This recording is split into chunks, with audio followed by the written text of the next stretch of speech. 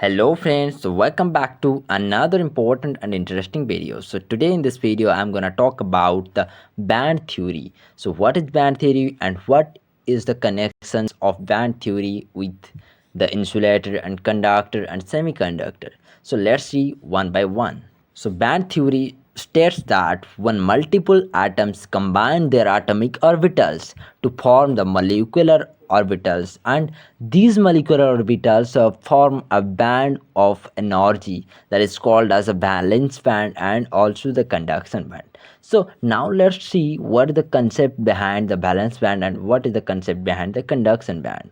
So the electrons that lie in outermost shell of an atom that are called as the valence electron of that atom, and they can't take part in the conduction, are said to be lie in valence band. This is the concept of valence band. And what is the conduction band? The electrons that are free from the atom and can conduct current, that are said to be the conduction band, that are said to lie in the conduction band. Okay, so this is the concept behind the valence band and the conduction band.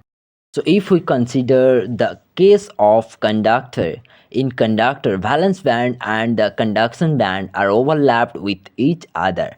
Here you can see in the image also. Okay, some of valence electrons automatically become free and take part in the conduction band. Okay, so if we consider about the case of semiconductor, in semiconductor the valence band and the conduction band have small energy gap that is called as forbidden energy gap. Okay, so for semiconductor the forbidden energy gap is approximately, that is less than 3 electron volt.